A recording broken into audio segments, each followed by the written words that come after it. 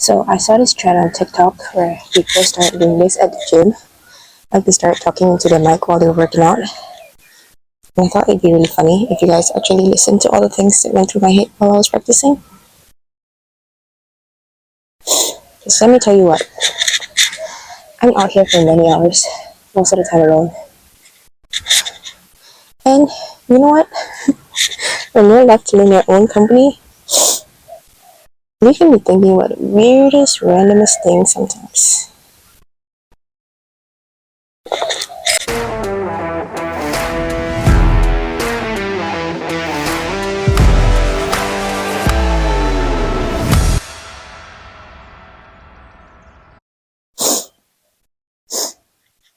I know this sniffling is gonna bug some of y'all, but I've really bad sinuses in the morning.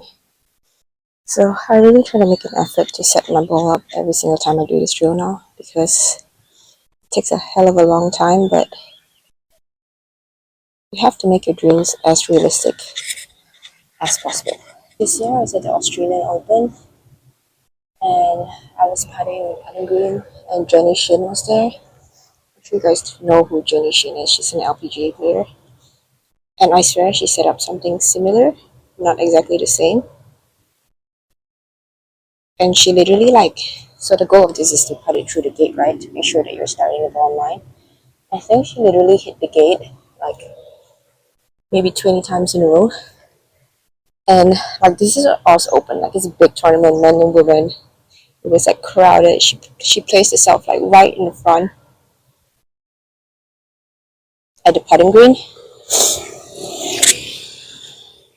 And literally just could not get it through the gate. So I thought I learned something from watching that encounter because guess what?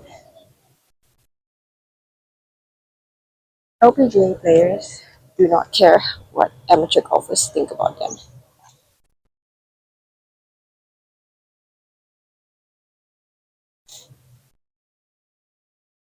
And I don't know, that might sound harsh, but that is reality. I think sometimes, I've been in situations where I'm like, okay, I better not do that because I don't want to see people to see me fail. But guess what? Everybody fails, and if you don't fail, you don't learn. So, my lesson for today is who cares? That is the motto for 2023. Who cares? I'm trying out this new grip. So, I'm not one of those people that are super stuck in ways, and I can't change. If I don't feel good on a certain day, I'm gonna do whatever it takes to feel good.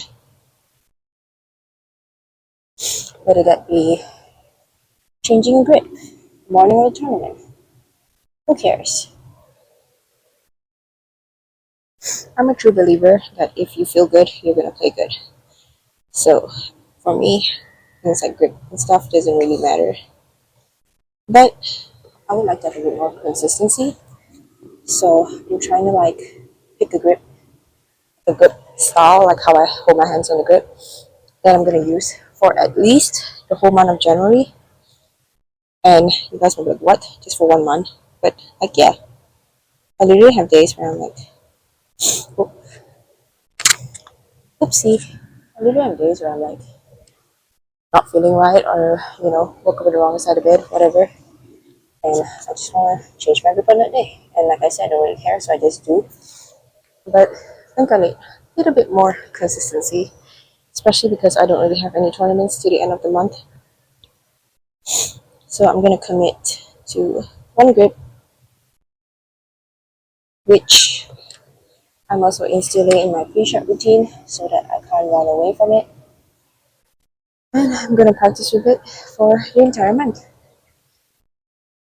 So let's see. I think I've got it.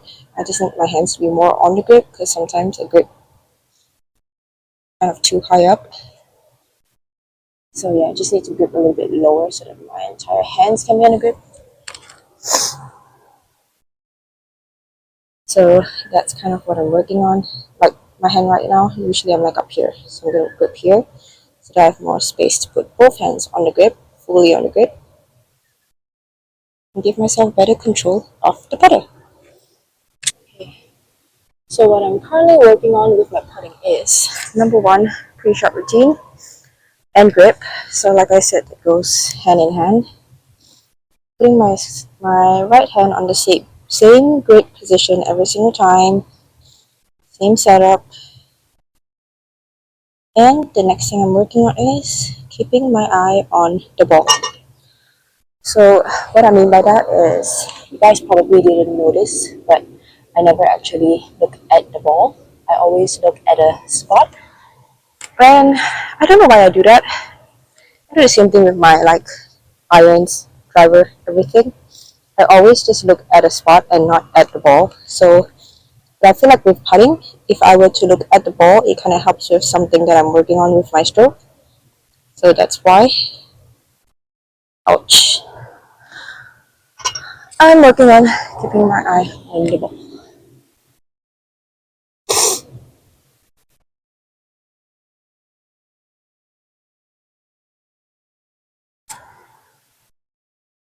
And one thing, if you guys wanted a piece of advice for anything in golf this year, is to always work on something for a reason, to know why you're doing what you're doing. Don't do it for aesthetics or just because somebody told you to if you have no idea why you're doing it. Well, I think something funny that not a lot of people know about me is that, you knew me before I played golf, or just outside of the context of golf, you would probably think that I'm a completely different person. Honestly, golf, just I feel so comfortable at the golf course. It's so weird.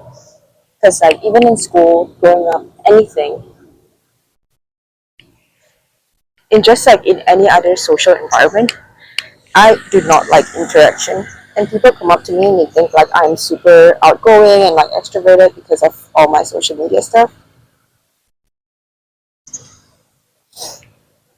And honestly, if it comes to anything outside the context of golf, I will, I hate interaction. I don't even like calling anyone.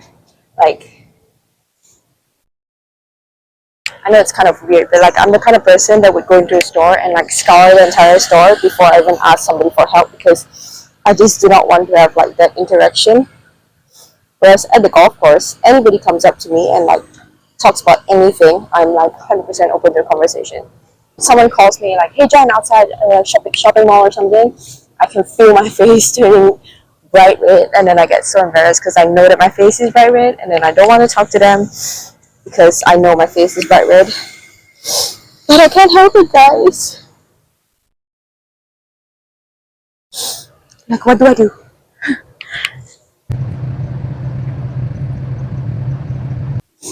Social interactions are not my strong suit outside the golf course. What's funny is that nobody, okay, well, sometimes people do, but probably because nowadays I take more videos with without golf clothes. But previously, every single time people saw me with golf clothes and without golf clothes, I don't know why they would say I look completely different. I don't know why. I mean, I didn't think so, but I would legit go to pro-am dinners and play the entire pro-am with this group of people, and I would go sit in the table and they'd be just staring at me who is this girl? And then after a while they'd be wait, were you the pro just now? Yeah. But yeah, apparently with my hair down and with my hair up, I look really different, and with a hat and without a hat. I don't know what it is, guys. But anyway, moral of the story is I am a socially awkward person until you see me on the golf course. Well, I would like to believe so. I would like to believe that anybody that meets me on the golf course thinks that I'm not socially awkward. But you know what? I could be wrong. I could just be a socially awkward human being.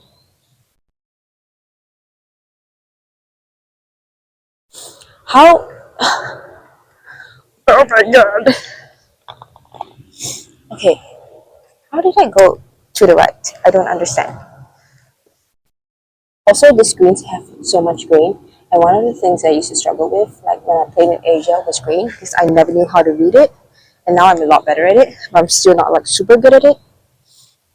But yeah, it's crazy. It's like visually and what actually happens is completely different.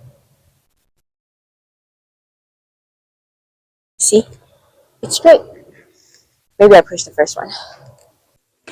It is so hot. And like everybody's always asking me, like, if it's so hot, then why are you practicing at 12 noon? But like, look at this. There is absolutely nobody here. I can use the entire putting green. I can do whatever drills I want. And if you guys wonder why I'm talking into a water bottle, I'm actually talking to my mic. So one of the things that I've been noticing is that with this putter, my tendency is to hit this left tee right here. And that's pretty normal because, you know, this is a blade, and like previously when I used the mallet, the tendency is, well, with a blade you tend to like have more arc in your stroke. So compared to a mallet, that's why mallets are supposedly easier, because, you know, they reduce the variability in the putting stroke.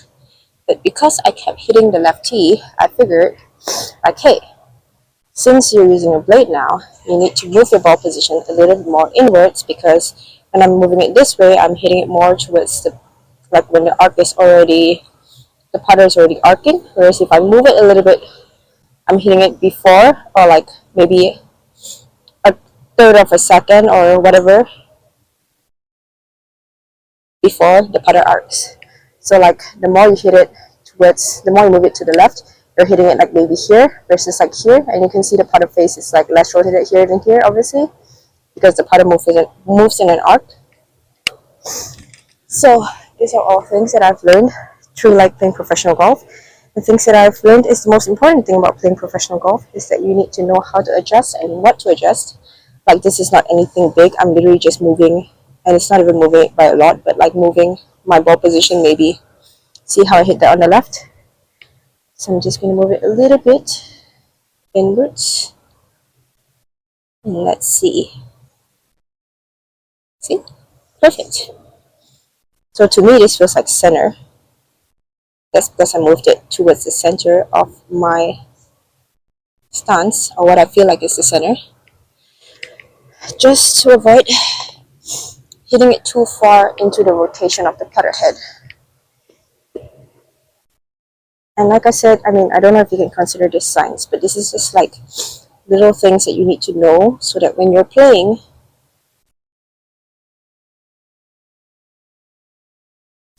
because things like ball position can change very little, and like setup and stuff like that, a small amount of change can affect your swing, your club face, where you at what time you're hitting the ball, tempo, things like that. So knowing how to adjust is important.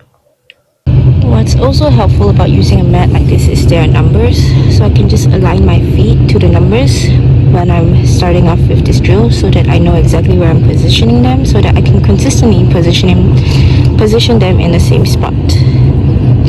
Also, I know somebody's going to ask, so this is the model of the putter that I'm using. It is center shafted as well. Also, I know everyone thinks it's super funny to keep teasing me about how I keep getting new putters, but like I said just now, for 2023 we are not doing things without purpose. And one of the reasons why I got a new putter was because I went to get a putter fitting, and what they told me was that my center of gravity of my putter was too far on the back of the putter, and that's why I'm using a blade now. So I can still use a mallet, but I need one with the center of gravity more towards the front of the putter, which is a little bit harder to find, but there definitely are. But I like the look of this blade, and I liked it center shafted. So a center shafted as well is something, because of the way that I see the ball, it's better for me, and that's why it looks better as well. But like I said, don't just do things because you think it looks nice. Like for me, visually it does help with my alignment because of the way I set up to the ball, but like don't see me get a center shafted putter and then go get one, because hey, guess what, center shafted putters are actually more difficult to putt with because it's center shafted. The miss is like smaller, the zone that you miss it at, so if you miss it, it becomes like more severe. I don't know how to explain